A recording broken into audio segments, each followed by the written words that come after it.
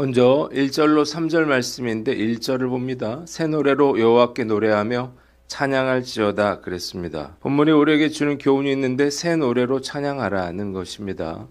시인은 하나님께 새 노래로 찬송하라고 말합니다. 물론 이 새 노래는 꼭 새로 지은 노래를 불러서 여호와를 찬양하라는 말은 아닐 것입니다. 새로운 마음으로 변화된 마음으로 소망과 기쁨을 담아서 하나님을 찬양하라는 의미일 거예요. 그런데 저는 새 노래로 하나님을 찬양하는 것이 정말 중요하다고 생각합니다. 찬송과 같이 오랜 세월 동안 불려지는 찬양을 부르는 것도 은혜가 있지만 새로 지어진 찬송, 최근에 작곡된 찬송을 배워 부르는 것이 큰 감동과 은혜를 주기 때문이에요. 때문에 하나님을 찬양하는 노래는 계속해서 작사, 작곡되어져야 하고 불려져야만 합니다. 뿐만 아니라 시인이 소고와 수금으로 하나님을 찬양하라고 한 것처럼 다양한 악기로 하나님을 찬양해야 합니다. 예전에 교회에서 찬송가만 부르고 CCM은 부르면 안 된다는 분들이 있었는데 특히 예배 때 드럼을 연주하는 것에 대해서 매우 부정적인 분들이 많았습니다. 그런데 사실 구약에서 신약으로 내려오고 교회 시대로 내려오면서 많은 음악가들에 의해서 새로운 노래가 작곡이 되어 왔고 각종 악기들도 다양하게 사용되어 왔습니다. 또한 1990년대 경배와 찬양이 한국교회에 정말 큰 영향을 미쳤는데 잘못된 생각으로 성령의 역사를 가로막는 일은 결코 하지 말아야 할 것입니다. 사실 요즘 불려지는 CCM은 따라 부르기가 쉽지 않아요. 그렇더라도 새로운 찬양에 귀를 기울이고 배우려고 노력해야 할 것입니다. 종교개혁자 마르틴 루터는 새 노래의 중요성을 누구보다 잘 알았던 인물이에요. 루터 이전에는 사제들만 알아들을 수 있는 라틴어로 노래를 불렀고 회중들은 그저 구경꾼에 불과했습니다. 루터는 모든 성도가 자기 나라 말로 하나님을 찬양하길 원했어요. 그래서 그는 당시 사람들에게 가장 익숙했던 민요나 유행하던 멜로디에 독일어로 복음적인 가사를 붙여서 보급을 했습니다. 당시 보수적인 사람들은 거룩한 교회에서 어떻게 술집에서나 부를 법한 천박한 곡조를 쓰느냐며 비난을 했어요. 그때 루터는 이런 유명한 말을 남겼죠.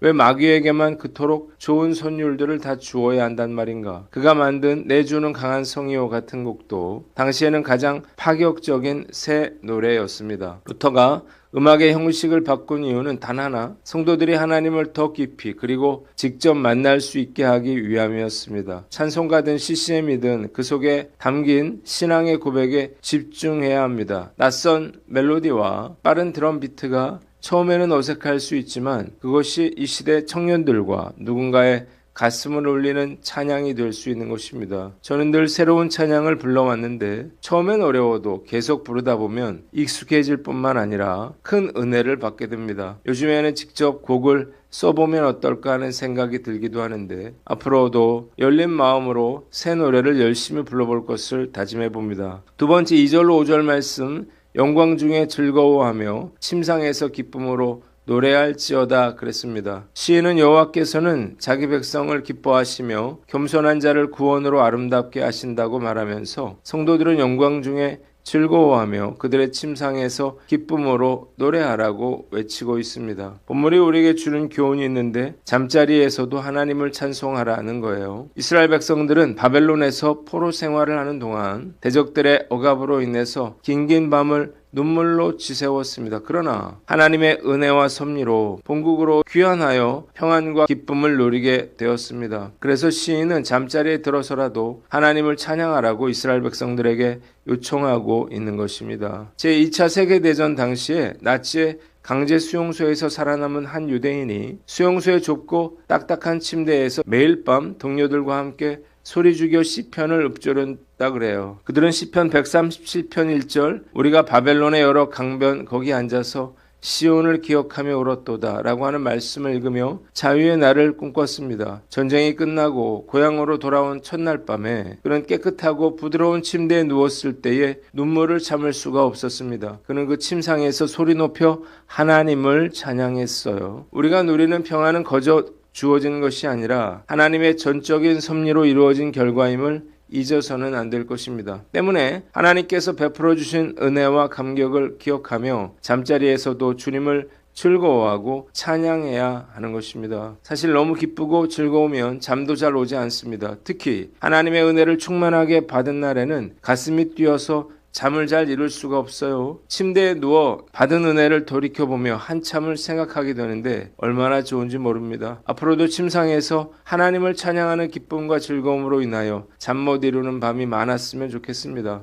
그런데 이렇게 잠자리에 들지는 못하더라도 TV나 핸드폰을 보며 잠에 들어서는 안 될 것입니다. 침상은 하루의 피로를 푸는 곳일 뿐만 아니라 하나님과 가장 깊이 만나는 내밀한 지성소가 되어야 합니다. 하루를 마무리하는 침상에서 오늘도 주님이 나를 인도하셨습니다 라고 고백하고 오늘 하루도 은혜를 베풀어 주신 하나님께 짧게라도 찬양할 수 있어야 할 거예요. 저는 매일 영성일기를 쓰면서 하루를 마감하고 있는데 오늘부터는 찬양을 듣든지 부르든지 해서 찬양으로 하루를 마무리할 수 있도록 노력해 볼 것을 다짐해 봅니다. 마지막으로 6절로 9절 말씀인데 6절을 봅니다. 그들의 입에는 하나님에 대한 찬양이 있고 손에는 칼이 있도다 그랬습니다. 시인은 성도들의 입에 하나님께 대한 찬양이 있고 손에는 두 날 가진 칼이 있다고 말합니다. 이 칼로 악한 세력을 심판하고 하나님의 공의를 실행해야 하는 것입니다. 이 영광은 모든 하나님의 성도에게 주어진 영광이에요. 본문이 우리에게 주는 교훈이 있는데 말씀의 사람이 되라는 것입니다. 시인은 성도의 입에는 찬양이, 손에는 두 날 가진 칼이 있어서 이것으로 세상의 통치자들과 민족들을 심판한다고 말합니다. 오늘 해석에 보면 과거의 이스라엘 백성들은 적들을 물리칠 때에 실제 칼을 사용했지만 오늘날 우리에게 두 날 가진 검은 바로 하나님의 말씀을 의미한다고 했습니다. 하나님의 말씀은 우리 삶 속에서 불의와 싸우고 영적인 권위를 확립하며 세속적인 가치관을 깨뜨리는 힘입니다. 그러므로 우리는 매일 말씀으로 무장하고 말씀의 능력을 힘입어 세상을 향한 하나님의 뜻을 선포하며 살아가야 하는 것입니다. 저는 성서 유니온 묵상 나눔터에 2021년 8월 27일부터 매일 말씀을 올려왔어요. 6년이면 성경을 큐티로 완독할 수 있다는 생각으로 큐티를 올려왔는데 문제가 생겼어요. 매일 성경이 6년 주기로 큐티 본문이 개편이 되는데 내년부터 다시 새롭게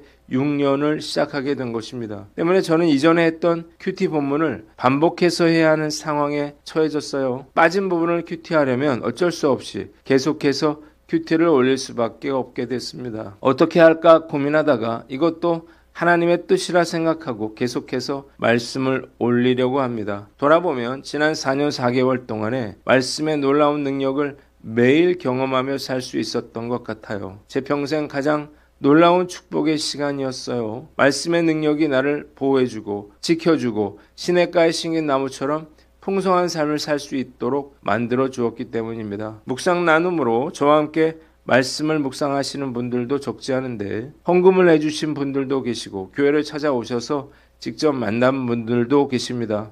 지난주에는 미국에 거주하시는 한 성도님이 동두천의 요양원에 계신 92세 되신 어머니께 복음을 전해주시면 어떻겠느냐 교회로 전화를 주셨어요. 흔쾌히 그러겠다고 말씀드리고 월요일에 요양원으로 가서 복음을 전해드리고 왔습니다. 모두 말씀 묵상에 가져다준 하나님의 축복이라 생각합니다. 내년 한 해도 최선을 다해서 말씀을 묵상함으로 말씀의 능력으로 세상을 이기고 하나님의 영광을 드러내며 살아갈 것을 다짐해 봅니다. 기도하겠습니다. 하나님 아버지, 새 노래로 잠자리에서도 찬양하고 말씀의 사람이 되게 하여 주시옵소서.